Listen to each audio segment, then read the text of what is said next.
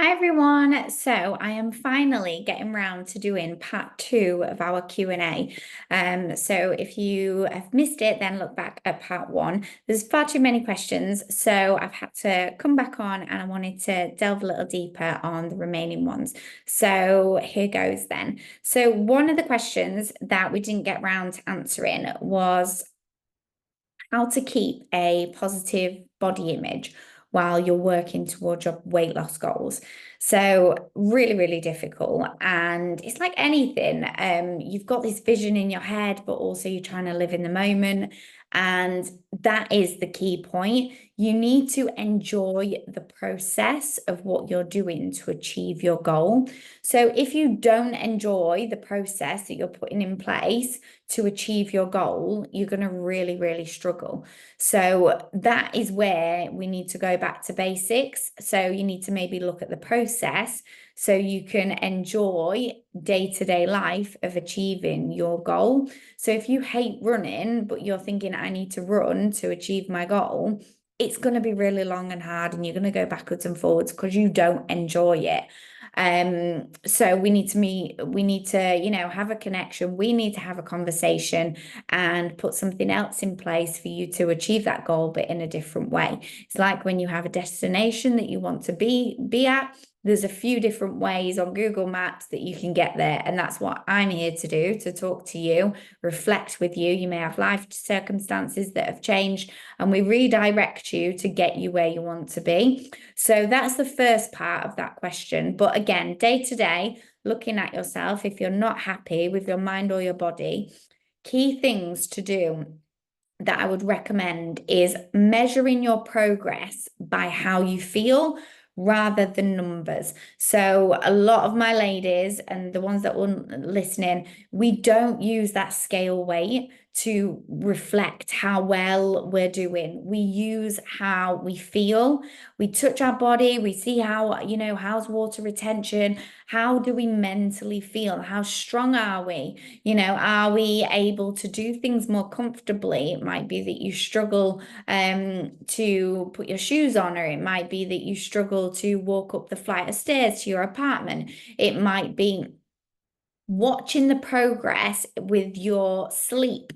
The better state that your body is in throughout the day, it's going to sleep, your sleep hygiene is going to be more improved. So you've got loads of stress and things like that. But if you're doing things throughout the day, these new habits that we're working on, you might measure your success by your sleep. In turn, if you're well recovered, key point, if you're well recovered through the night, you're going to be less likely to have or want cravings the following day. So it all goes hand in hand, measuring your progress and actually watching your habits around food.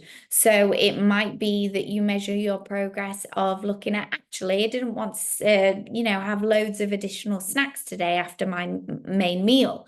That's really good progress. I'm going to get somewhere with that if I'm having wholesome foods and wanting to snack less. Great, tick in the box. I'm going to really enjoy that, and I'm going to do that tomorrow to see those results.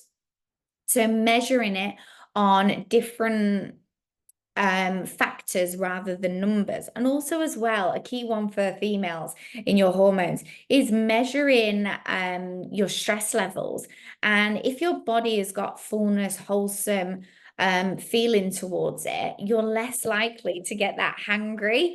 When someone asks you a question, you do a little quick snap or whatever, if your body has what it needs, you can take the output of the world better when you are confident and comfortable in your own abilities, your own day. If you've got up that morning and done something for you and you're feeling like, yeah, okay, great, that is progress. That is you achieving you. And then if something impacts you throughout the day, you're like, it's okay because I served me in the morning. Whereas if you got up and you've got the baby crying and you've got you haven't had time to have breakfast, and then you get to work and an email comes in and it's da, da, da, da, and it's sort of stressing you, then you're not going to deal well with that. But just vision yourself of making time for you in that morning to then alleviate any pressures or stress throughout that day that may come, but you'll be able to handle them better. So yeah, So in conclusion to that, celebrating your small wins each day while you're working on yourself will slowly build up a little book of positivity, whether you write them down, share them with a friend, but building that amazing, like, actually today was a really good day, I'm going to do the same tomorrow. It's about those little 1% to get you where you need to be. So, what are the effective strategies for you to stay motivated and committed throughout your fitness?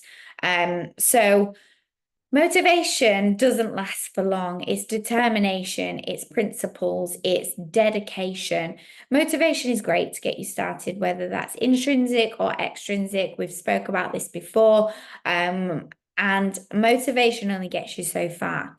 You've got to keep yourself inspired. So whether that's listening to these talks with me or voice notes from me, or it's someone in your family that you're both working towards a similar goal and you motivate each other.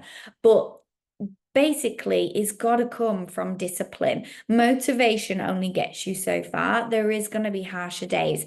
The days that you really don't want to do it is the days that you need to. They're the days that really do count. So if you can push through on whatever you want to achieve on those harsher days, those days that you really struggle, it might be because it's your pre-period stage or luteal phase, or it might be because you've got an emotional attack or a stress from work. Those days for you to do the things that you want to do in terms of what you want to achieve, if you can do it on those harsh days, it makes all the other days super, super easy. So you can start building that barrier of, well, if I did it yesterday and yesterday was like super stressful, I can do it again today because today's okay. It's a little, I did it yesterday, I can do it today. That's the mindset. Okay, it's just that one foot in front of the other. It's about preparing yourself and getting yourself in a headspace of preparation to make everything easier for yourself.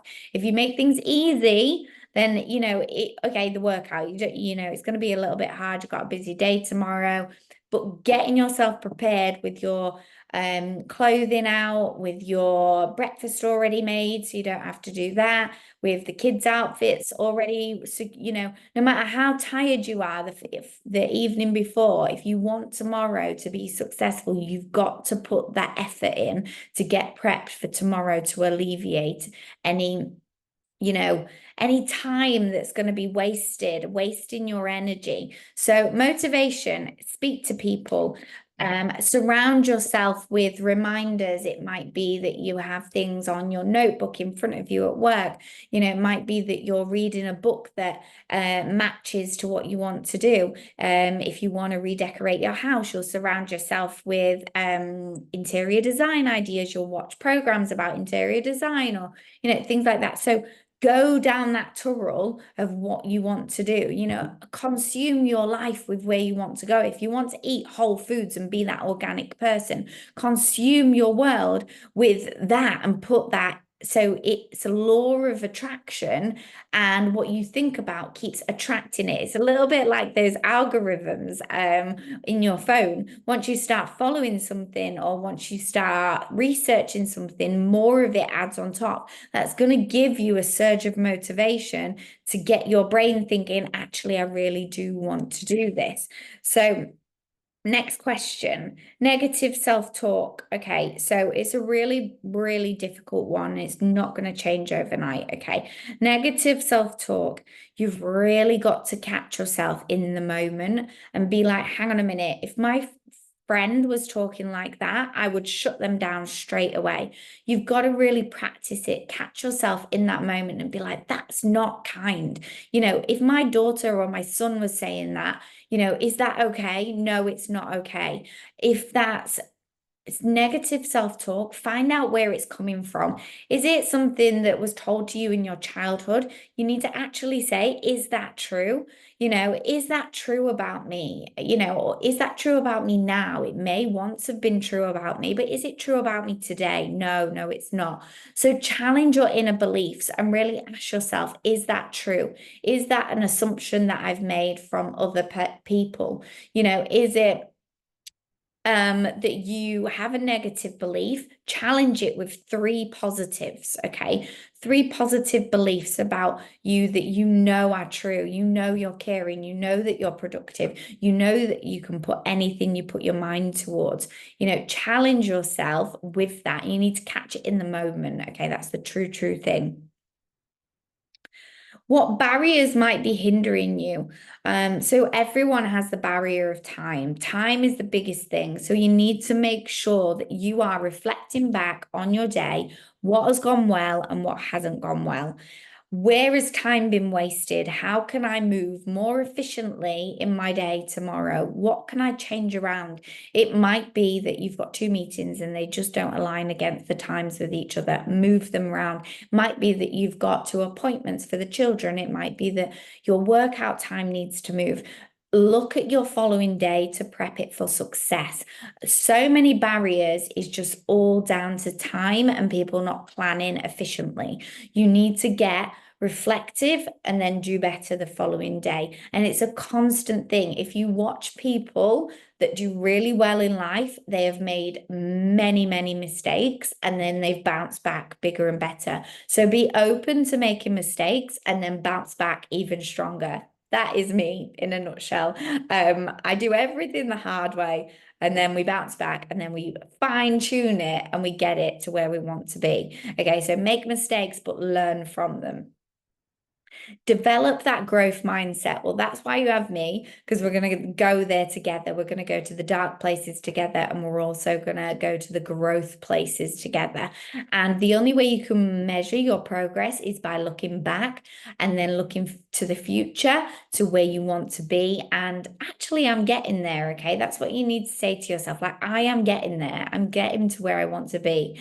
And measuring it by success rather than measuring it by numbers or measurements or jumping on the scale and saying I'm good, I'm bad. That's negative self-talk. That's why you have me in your corner to redesign your brain. So I'm gonna have to do a part 3 because the questions just keep on coming. I'm scrolling and they're not done yet. So I'm going to have to do part 3. So you can pause here, use the tools that I've given you, see if anything's going to help, not help. Ask me any questions if you need it. And then we'll go again in part 3. You all just sent me so many questions and I want to give you all the support.